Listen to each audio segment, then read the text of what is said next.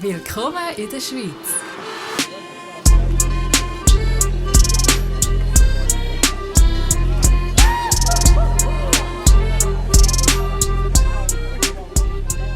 Hallo zusammen, ich bin's wieder, Sophie, und ich freue mich sehr, sind ihr wieder mit dabei bei Willkommen in der Schweiz. Es ist Juli, es ist warm und sonnig und das heisst für die meisten auch Ferienzeit. Es ist die Zeit vom Jahr, wo das Schuljahr aufhört und wo die meisten sich 1-2 Wochen Zeit nehmen, zum Entspannen oder irgendwo hinreisen und etwas erleben. Heute erzähle ich euch ein bisschen darüber, was die Schweizer gerne in ihren Ferien machen. Für viele fangen die Ferien nicht erst dann an, wenn man ins Flugzeug steigt, um irgendwo hinfliegen, sondern vor allem für die Schüler ist Ferien eigentlich auch schon der letzte Schultag. Ich weiss noch, wo ich in der Primarschule war, ist der letzte Schultag nicht wirklich Schule. Wir haben viele andere Sachen gemacht.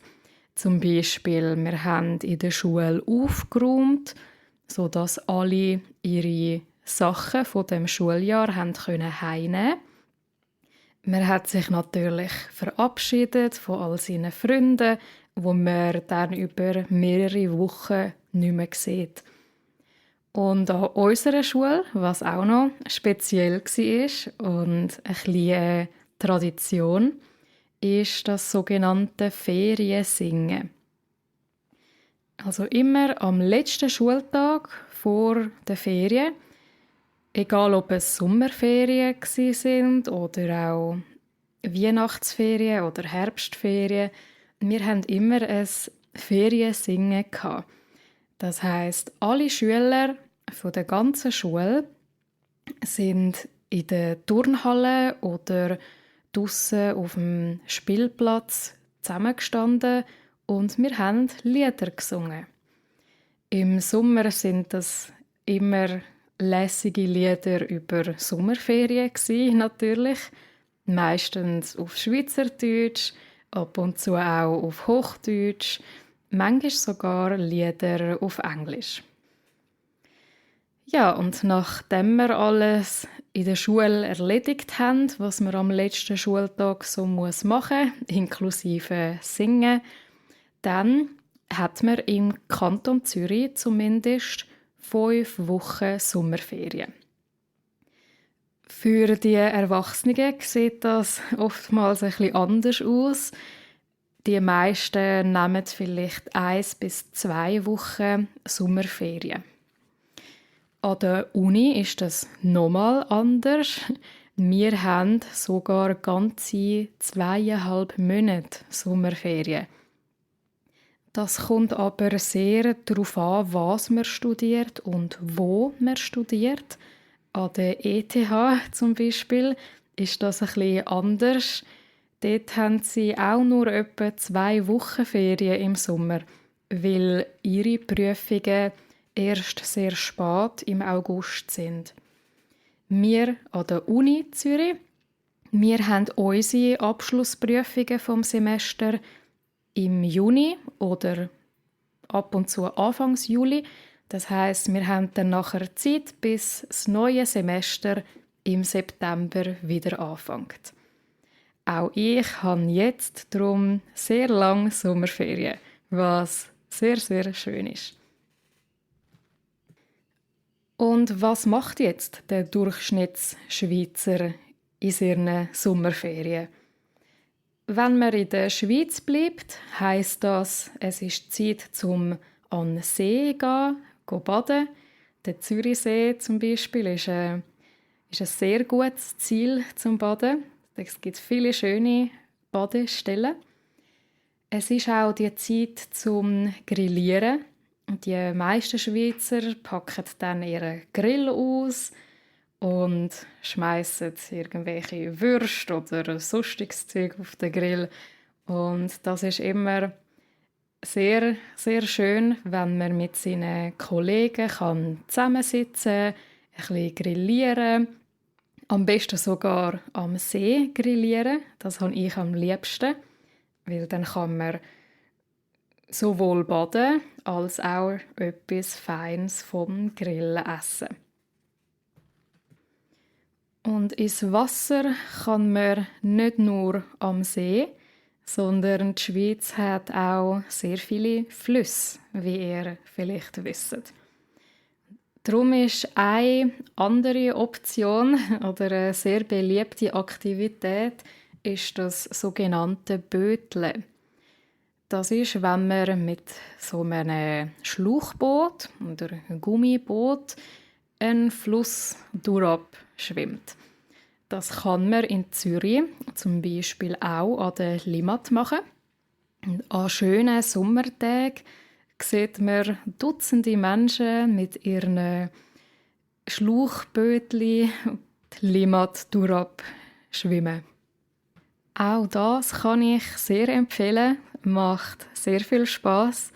Passet aber auf, wenn ihr böteln, dass ihr bei den Markierungen, die es amigs gibt, auch wirklich aussteigt.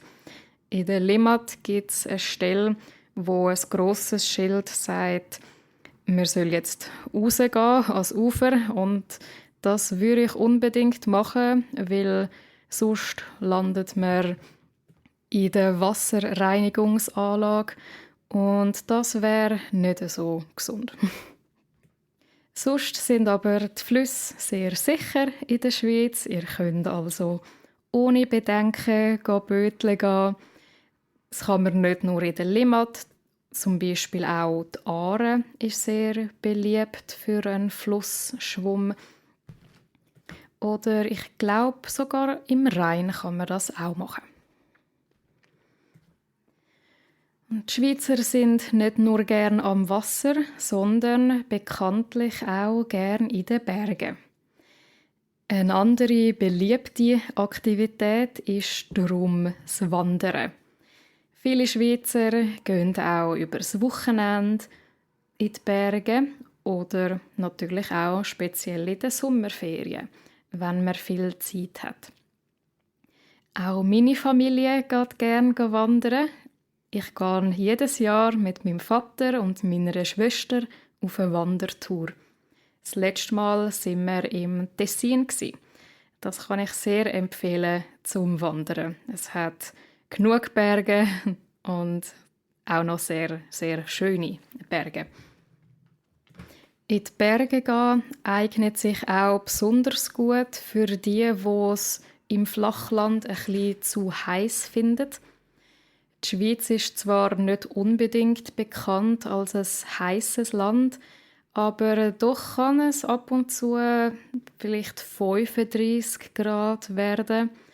Ja, was man nicht unbedingt erwartet. Und das ist auch in den letzten paar Jahren immer heißer geworden, würde ich sagen. Darum, falls ihr eine Abkühlung braucht und nicht in den See oder Fluss, kann ich euch sehr empfehlen, in die Berge zu gehen. Dort oben ist es immer ein bisschen kühler. Es gibt zudem einen Tag im Sommer, wo für viele Leute in der Sommerferien ist, wo aber für alle Schweizer ein bisschen wichtig ist, zumindest. Das ist der 1. August. Das ist nämlich unser Nationalviertag.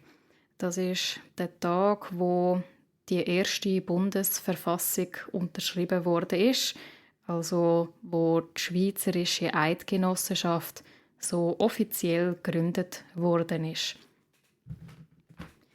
Es gibt aber nicht wirklich viele oder spezielle Traditionen für den 1. August. Die meisten Leute nehmen sich dann Zeit zum wieder grillieren. Das ist eine Zeit, wo man mit der Familie oder auch mit Kollegen verbringen kann. Und ja, an einem gemütlichen und warmen Sommerabend etwas auf den Grill schmeißen. Das, denke ich, ist die beliebteste Aktivität an unserem Nationalviertel. Ausser all diesen Aktivitäten, die man in der Schweiz sicher machen kann, würde ich sagen, gehen die meisten Schweizer doch am liebsten irgendwo ins Ausland, wenn man schon mal Ferien hat. Natürlich ist das in den letzten 2 Jahren mit Corona ein bisschen schwierig gewesen, aber jetzt, wo man wieder reisen kann, ist ein richtiger Aufschwung wieder da für alle Schweizer, um ins Ausland zu gehen. Und weil die Schweiz ja im Herzen von Europa ist, gehen sehr viele Schweizer gerne in die näheren Nachbarländer für ein bisschen Tapetenwechsel, kann man sagen.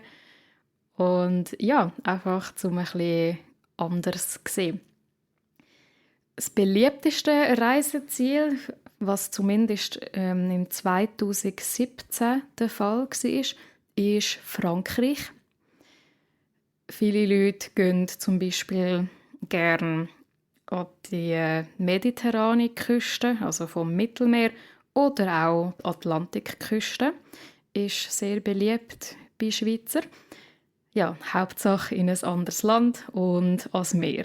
Das ist sicher die Hauptsache für viele Schweizer. Auch ein Nachbarland, das gerne besucht wird und 2017 auf Platz 2 war, ist unser nördlicher Nachbar, Deutschland.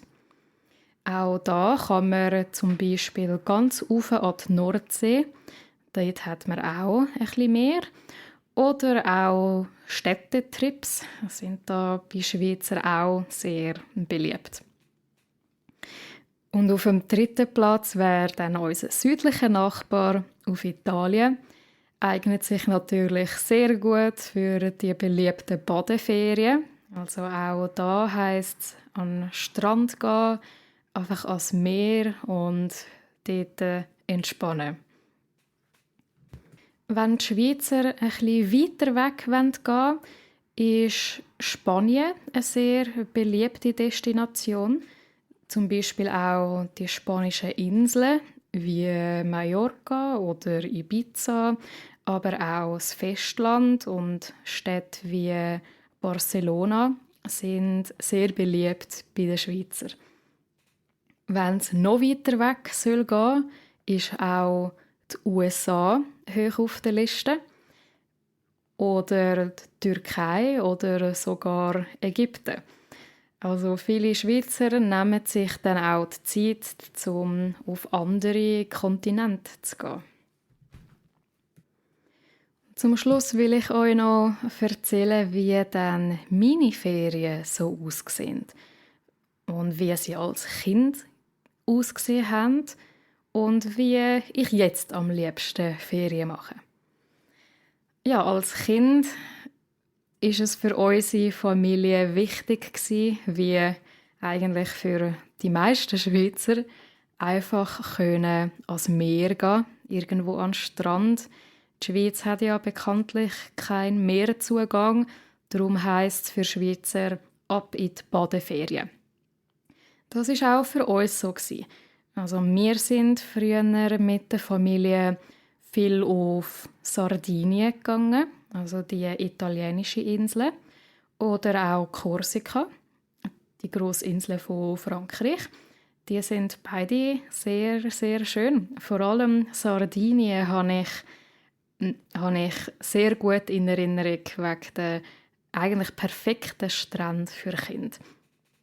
Und als Kind kann man sich auch den ganzen Tag am Strand irgendwie beschäftigen.